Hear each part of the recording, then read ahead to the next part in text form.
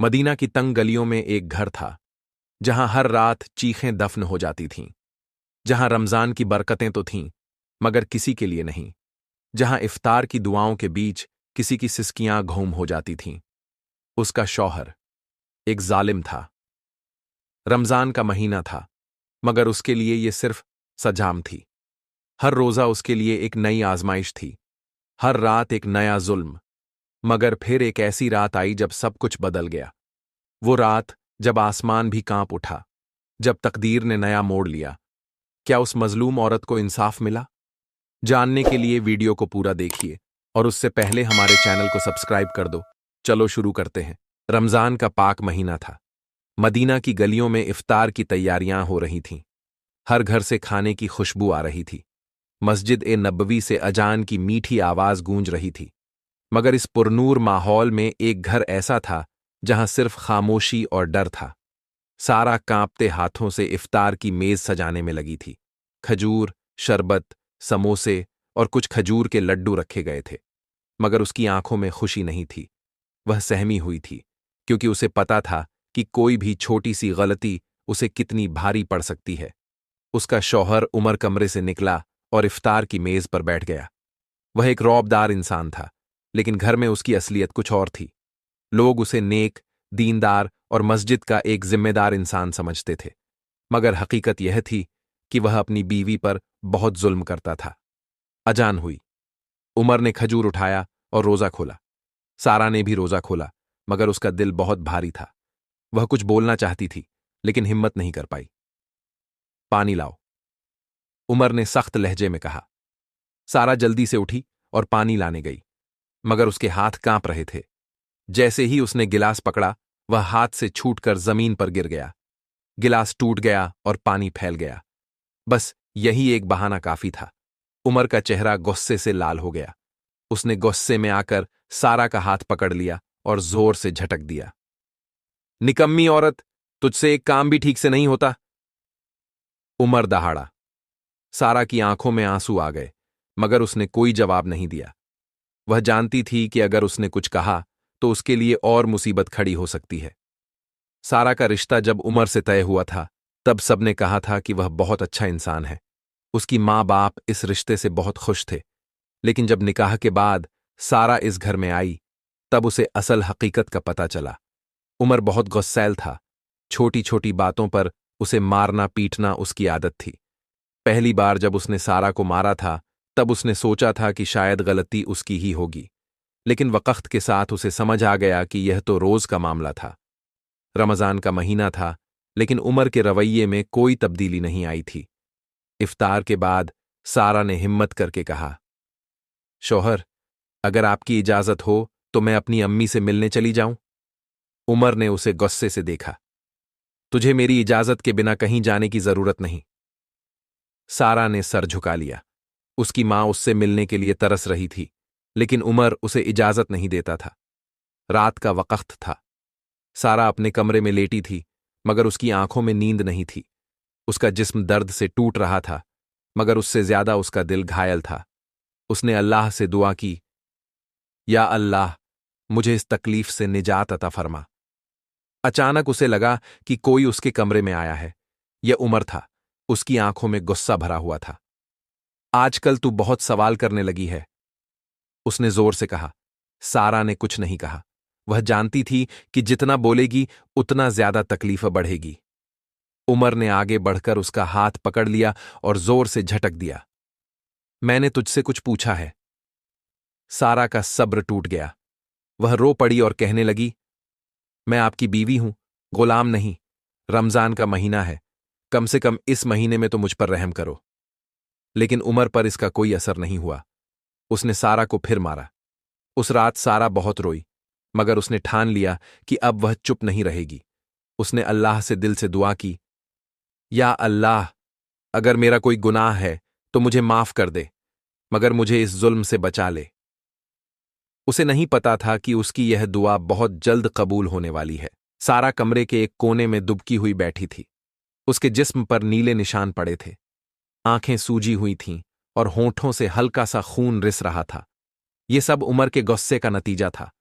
उसे यह सब अब आम लगने लगा था।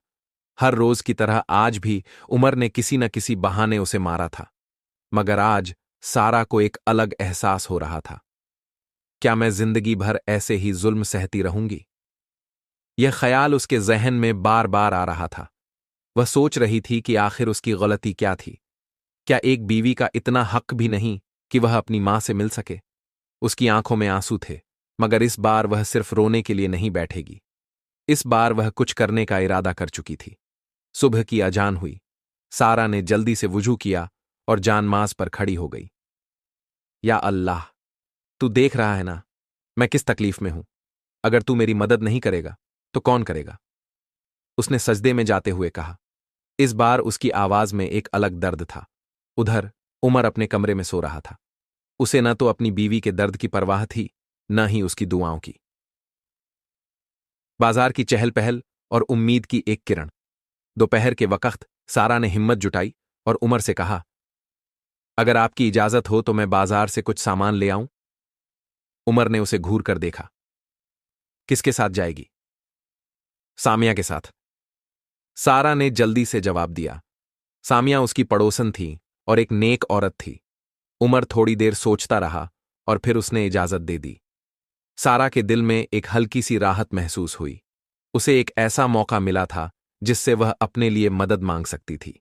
जब वह सामिया के साथ बाजार पहुंची तो उसने धीरे से कहा, सामिया बहन, मुझे आपसे कुछ जरूरी बात करनी है।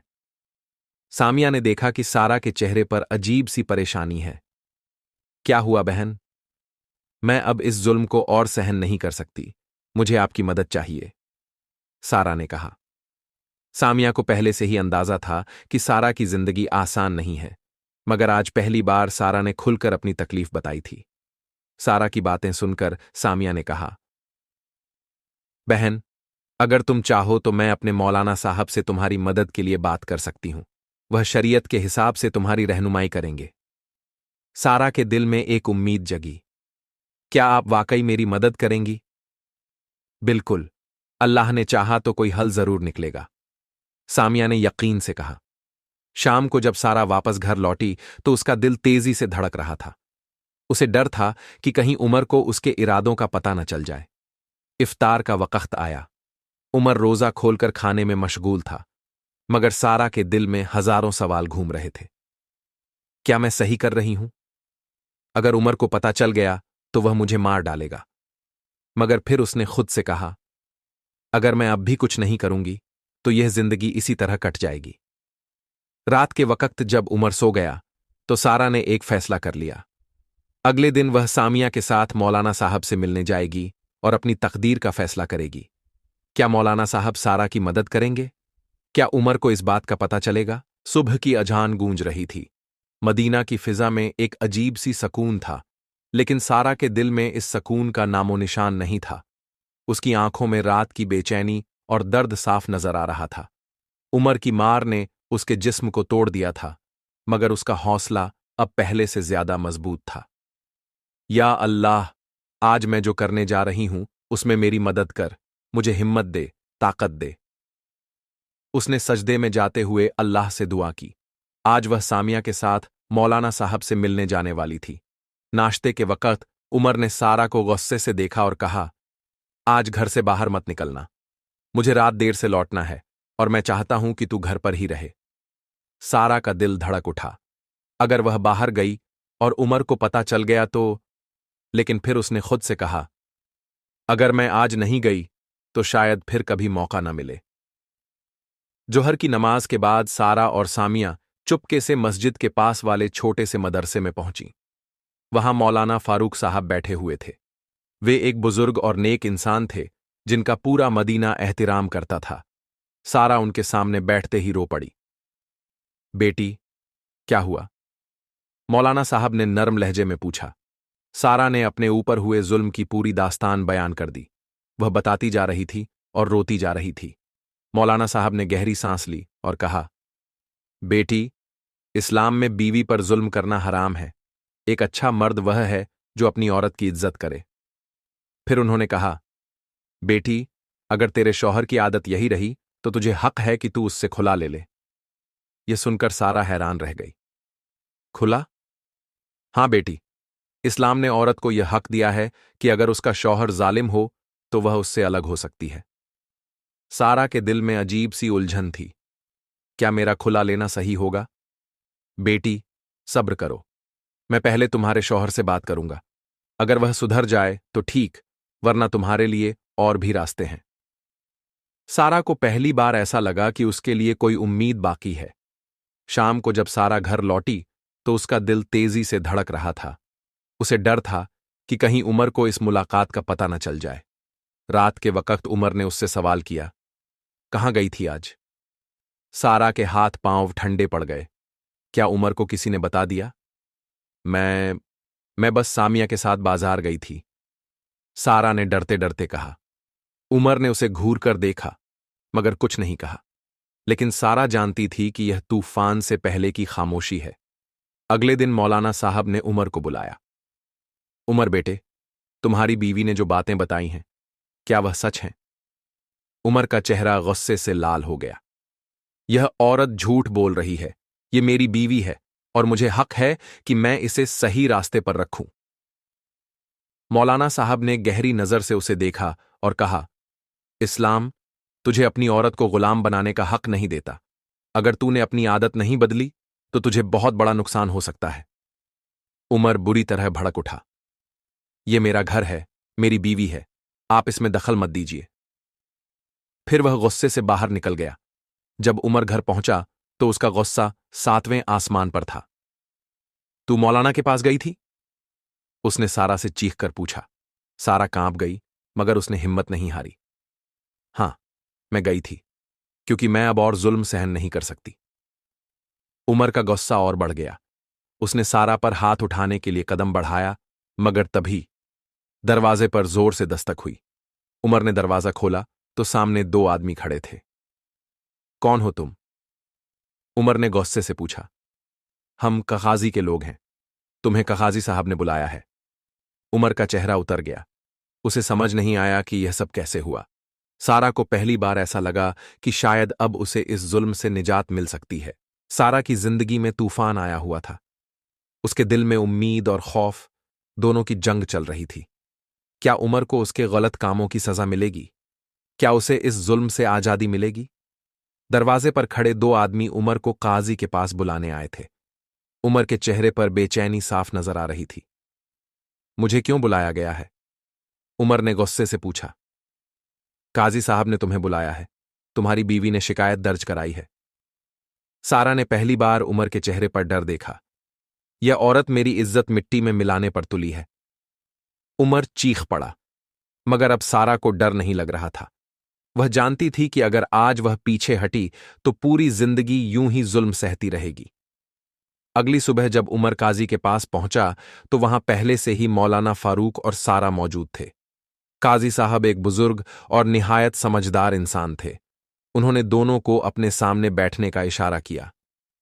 उमर, तुम्हारी बीवी ने तुम पर जुल्म करने और मारपीट करने का इल्जाम लगाया है, क्या यह सच है? उमर ने दांत भींचते हुए कहा, यह सब झूठ है। मैं इस पर हाथ नहीं उठाता, बस इसे सही रास्ते पर रखने के लिए थोड़ा सख्त रवैया अपनाता हूं। काजी साहब ने गहरी नजर से उसे देखा और फिर सारा की तरफ मुड़े। बेटी, क्या तुम अपने इल्जाम पर कायम हो? सारा ने ठहर कर गहरी सांस ली। फिर उसने अपने जिस्म पर पड़े जख्मों को दिखाया। क्या ये निशान झूठे हैं? उसने भर्राई आवाज में कहा। काजी साहब की आंखों में गुस्सा झलकने लगा। उमर, इस्लाम तुम्हें अपनी बीवी के साथ ऐसा करने की इजाजत नहीं देता। बीवी तुम्हारी मिल्कियत नहीं, तुम्हारी अमानत है। मगर उमर अब भी अपनी बात पर अड़ा था। यह मेरी बीवी है, मैं जैसा चाहूंगा इसके साथ वैसा बर्ताव करूंगा। काजी साहब ने सख्त लहजे में कहा, इस्लाम औरत को जुल्म सहने का हुक्म नहीं देता। अगर तुम्हारी बीवी इस रिश्ता से अलग होना चाहती है तो उसे हक़ है कि वह खुला ले। सारा के दिल में उम्मीद की एक नई लौ जली, मगर उमर का गुस्सा अब आसमान छू रहा था। मैं इसे कभी तलाक नहीं दूंगा, काजी साहब ने सख्ती से कहा। तलाक की जरूरत नहीं। शरीयत के मुताबिक अगर औरत जुल्म सह रही हो तो वह खुला ले सकती है और हम उसकी गुजारिश मंजूर कर रहे हैं। यह सुनकर उमर का चेहरा सफेद पड़ गया। सारा की आंखों से आंसू बहने लगे, मगर ये आंसू गम के नहीं बल्कि सुकून के थे। अब तुम आजाद हो, काजी साहब ने सारा से कहा। सारा के लिए यह सुनना जैसे एक नए जहां का दरवाजा खुल जाने जैसा था। उसे यकीन नहीं हो रहा था कि वह सच में इस काले अंधेरे से बाहर आ चुकी है। मगर कहानी यहीं खत्म नहीं हुई। उमर को उसके जुल्म की सजा भी मिली। काजी साहब ने ऐलान किया कि उमर को मदीना की मस्जिद से निकाल दिया जाएगा और कोई भी नेक इंसान उसके साथ कारोबार नहीं करेगा। उसकी सारी इज्जत खत्म हो गई। अब वह अकेला था, बिल्कुल अकेला। सारा के लिए यह सब एक सपने जैसा था। वह अब जुल्म से आजाद हो चुकी थी। सामिया और मौलाना फारूक ने उसका पूरा साथ दिया। कुछ महीनों बाद सारा अपने माँ बाप के पास वापस चली गई। और फिर एक दिन उसकी जिंदगी में एक नया मोड़ आया। सारा की जिंदगी एक नए सफर पर थी। एक ऐसा सफर जिसमें कोई जुल्म नहीं, कोई चीखें नहीं, बस एक अनजानी मंजिल थी। खुला मिलने के बाद वह अपने वालिद के घर लौट आई थी। उसकी मां ने जब उसे देखा तो गम और खुशी के आंसू उसके चेहरे पर फैल गए। बेटी, तूने बहुत सब्र किया, अब अल्लाह तुझे सुकून और राहत देगा। सारा की आंखों से आंसू बहने लगे। वह अपनी मां के सीने से लग गई। अम्मी, क्या मैं वाकई आजाद हो चुकी हूं? मां ने उसके सर पर हाथ फेरा और कहा, हां बेटी, अब तुझे कोई दर्द नहीं देगा। अब तू अपनी जिंदगी अपने तरीके से जी सकती है। लेकिन सारा के दिल में अभी भी कई सवाल थे। क्या वह अब अकेले जिंदगी बिता पाएगी? क्या समाज उसे ताने नहीं देगा? क्या वह वाकई इस तकलीफ से निकल चुकी है? रमजान की यह रात उसकी जिंदगी का नया मोड़ थी। उसने सजदे में गिरकर अल्लाह का शुक्र अदा किया। या अल्लाह, तूने मुझे जालिम से आजाद किया, अब मुझे हिम्मत और हौसला दे कि मैं अपनी जिंदगी इज्जत से बिता सकूं। दूसरी तरफ उमर की जिंदगी अब बदल चुकी थी, मगर बुरे अंजाम की तरफ। जब लोगों को उसकी करतूतों के बारे में पता चला तो हर कोई उससे किनारा करने लगा। उसके कारोबारी साथी उससे दूर भागने लगे। उसकी दुकान पर अब पहले जैसे ग्राहक नहीं आते थे। मदीना के बुजुर्ग लोग उसकी मिसाल देने लगे। जो अपनी बीवी पर जुल्म करेगा, उसका यही अंजाम होगा। एक दिन जब उमर मस्जिद में गया तो लोगों ने उससे दूर रहने में ही बेहतरी समझी। अब वह अकेला था, बिल्कुल अकेला। रात के वक्त जब वह घर लौटता तो अंधेरा उसे डराने लगता। सारा की चीखें उसके कानों में गूंजतीं। मैंने क्या कर दिया? वह बार बार खुद से यही सवाल करता, लेकिन अब पछताने का कोई फायदा नहीं था। सारा अब पहले से ज्यादा मजबूत हो चुकी थी। उसने सोचा कि अब उसे किसी पर निर्भर नहीं रहना चाहिए। उसने अपने पुराने हुनर को अपनाने का फैसला किया, सिलाई। उसकी मां ने भी उसकी हौसला अफजाई की। बेटी, मेहनत करने वाले को अल्लाह कभी मायूस नहीं करता। धीरे धीरे सारा की कढ़ाई और कपड़ों की सिलाई मशहूर होने लगी। लोग उसकी हिम्मत और मेहनत की दाद देने लगे। अब वह किसी की मोहताज नहीं थी। एक दिन उसकी मुलाकात जैद से हुई। जैद उसके वालिद के पुराने दोस्त का बेटा था। वह नेक और शरीफ इंसान था। जब उसने सारा की कहानी सुनी तो उसकी आंखों में इज्जत के आंसू आ गए। तुम बहुत बहादुर हो, अल्लाह ने तुम्हें एक नई जिंदगी दी है। सारा को पहली बार ऐसा महसूस हुआ कि शायद उसकी तकदीर में अभी और भी अच्छा लिखा है। जैद ने धीरे धीरे सारा से दोस्ती बढ़ाई। वह अक्सर उसकी मां के पास आता और हालचाल पूछता। फिर एक दिन उसने सारा से कहा, क्या मैं तुम्हारे साथ जिंदगी बिता सकता हूं? सारा हैरान रह गई। मैं दोबारा शादी नहीं कर सकती।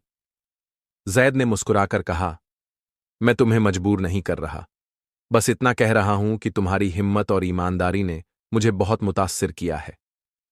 सारा ने गहरी सांस ली। मुझे थोड़ा वक्त चाहिए। रमजान के आखिरी दिन थे।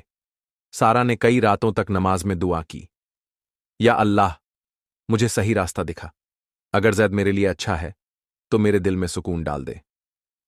फिर एक दिन उसने अपनी मां से कहा, अम्मी, मुझे लगता है कि जैद अच्छा इंसान है, लेकिन मैं डरती हूं अगर वह भी उमर की तरह निकला तो। मां ने उसकी बात सुनकर उसे समझाया, बेटी, हर मर्द उमर की तरह नहीं होता। अल्लाह से दुआ कर कि वह तेरी तकदीर को बेहतर करे। सारा ने गहरी सांस ली। रमजान के मुकद्दस महीने में एक नई शुरुआत हुई। सारा और जैद का निकाह हो गया। मदीना की मस्जिद में एक सादा और खूबसूरत तकरीब हुई। जब जैद ने पहली बार सारा को कबूल है कहा तो उसकी आंखों से आंसू छलक पड़े।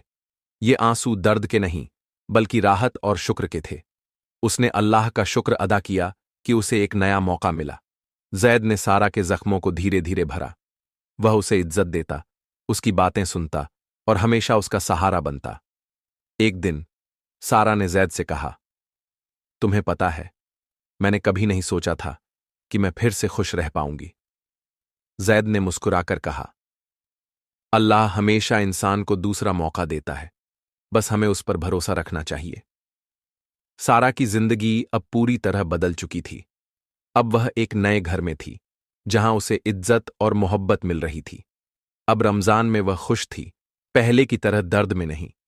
अब जब वह इफ्तार बनाती तो उसकी आंखों में डर नहीं बल्कि सुकून होता। अब सारा जान चुकी थी कि जिंदगी हमेशा दर्द से भरी नहीं रहती।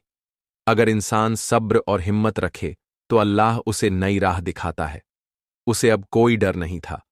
वह जानती थी कि उसकी तकदीर अब रोशनी की तरफ जा रही है। और इस तरह एक जुल्म की दास्तान का खूबसूरत अंजाम हुआ। अगर आपको यह कहानी पसंद आई हो तो मार लाइकन करें, शेयर वन करें और उन सब्सक्राइबन जरूर करें। इस वीडियो को ज्यादा से ज्यादा लोगों तक पहुंचाएं ताकि कोई भी औरत जुल्म सहने पर मजबूर ना हो। और आखिर में चलिए सब मिलकर एक छोटी सी दुआ अमल करते हैं। या अल्लाह, जो औरतें तकलीफ में हैं उन्हें राहत दे, जो मजबूर हैं उन्हें इंसाफ दे, जो अकेली हैं उन्हें सहारा दे और हम सबको हमेशा अपने हिफ्ज़ो अमान में रख। आमीन।